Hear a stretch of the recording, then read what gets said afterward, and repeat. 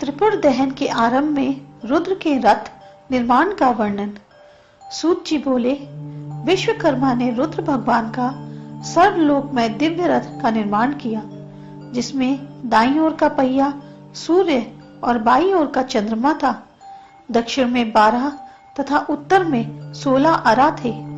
अराओं में एक तरफ 12 आदित्य तथा दूसरी तरफ 16 चंद्रमा की कला थी। सब नक्षत्र बाईं तरफ भूषण थे तथा 6 ऋतु नेमी थी।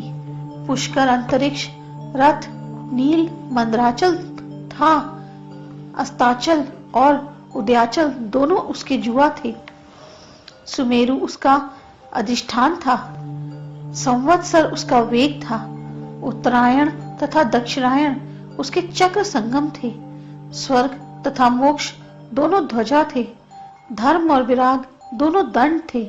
यज्ञ दंड का आश्रय दक्षिण संधि, 50 अग्नि उसमें लोहे के स्थान पर थी। सब इंद्रियां उसमें भूषण थी। श्रद्धा गति थी। वेद उस रथ का घोड़ा थे। पद भूषण थे। 6 अंग उपभूषण थे।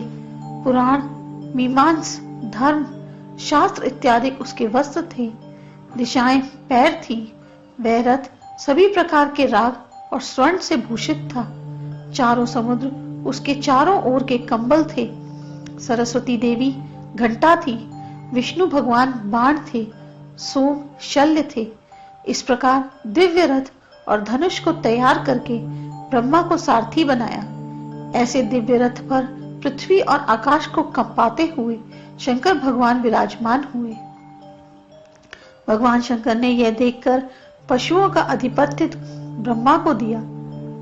जो पाशुपात दिव्य योग को धारण करे और 12 वर्ष, 6 वर्ष या 3 वर्ष तक नियम से व्रत का पालन करें तो वह निश्चय ही मोक्ष को प्राप्त होगा। इसके बाद विनायक बाल रूप में प्रकट हुए। देवताओं ने उनका पूजन किया। विनायक बोले, इस संसार में भक्ष भोज्य आदि पदार्थों से पूजा नहीं करेगा, वह देव हो या दानव हो, सिद्धि को प्राप्त नहीं करेगा। ऐसा सुनकर इंद्रादिक सभी देवताओं ने विनायक भगवान का पूजन किया। फिर गणेश्वर तथा नंदी आदि भगवान शंकर के पीछे चले। भगवान शंकर आगे आगे शस्त्र आदि लेकर चले। वह जगत के हित के लिए त्रिपुर दहन को नंदी पर सवार हुए। उनके पीछे सभी गण व देवता थे। वम, पवन, गरुण, वायु ये ही सब भगवान के पीछे थे। दुर्गा सिंह पर चढ़ी हुई अंकुश, शूल, खड्ग आदि धारण किए हुए साथ साथ चलने लगी। शिवजी पर फूलों की वर्षा होने लगी। देवता जय जयकार करने लगे। सकल लोक के हित के लिए, त्रिपुर दहन के लिए त्रिशूली इस प्रकार से चले। यदि चाहे तो वे त्रिलोकी को क्षण मात्र में भस्म कर सकते हैं, परंतु लीला हेतु इस त्रिपुर दहन को बाण आयुधों से युक्त देवताओं के साथ इस प्रकार चल रहे हैं। तब महादेव के धनुष तानने पर तीनों पुर एक साथ इकट्ठे हो गए। देवताओं को बड़ा हर्ष हुआ और जय हो की ध्वनि करने लगे तथा भगवान शंकर की स्तुति करने लगे। तब ब्रह्मा जी बोले, इस समय पुण्य योग्य है। अब आप लीला त्याग दो। आपको विष्णु या मुझ से क्या प्रयोजन है। इस पुण्य योग में तीनों पुरों को दग्ध कर दो। तब भगवान ने हंसते हुए एक ही बाण को छोड़ा। वह बाण उसी क्षण त्रिपुर को भस्म कर पुनः देव शंकर जी के पास लौटकर आ गया। यह लीला बड़ी विचित्र हुई। इसको देखकर सभी देवता एवं विष्णु आदि सब स्तुति करने लगे।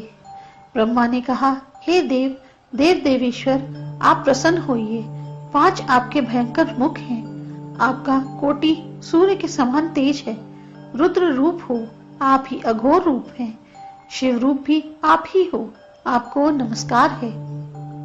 आप सहस्त्र सिर तथा सहस्त्र पाद वाले हो।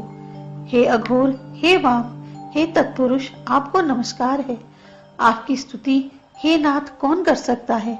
देखने मात्र से ही आप तीनों पुरों को दग्ध करने की क्या तीनों लोगों को भी लय कर सकते हो। हे देवेश, आपका दिव्य तेज कहाँ और हमारी लघु स्तुति को भी सामर्थ्य कहाँ। तो भी हमारी भक्ति से पुकारते हुओं को आप रक्षा करो। सूत जी कहते हैं, कि ब्रह्मा के द्वारा की गई स्तुति के स्त्रोत को जो भी पढ़ता है वे सब प्रकार के बंधन से मुक्त हो जाता है।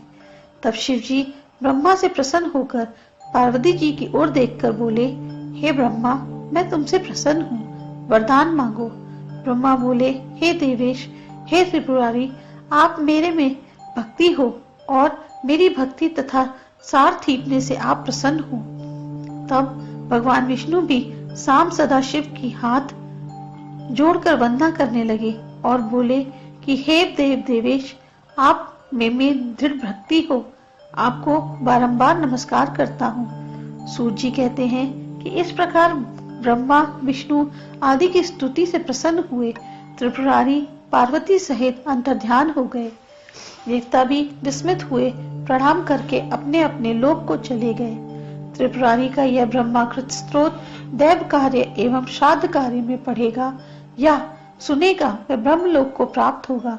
मानसिक, कायिक, वाचिक, स्थूल, सूक्ष्म आदि सभी पापों से इस अध्याय को पढ़कर सुनकर मनुष्य पवित्र हो जाएगा तथा कोई भी बाधा एवं रोग नहीं सताएगा। उसे धनु, आयु, यश, विद्या अतुलनीय प्राप्त होंगे।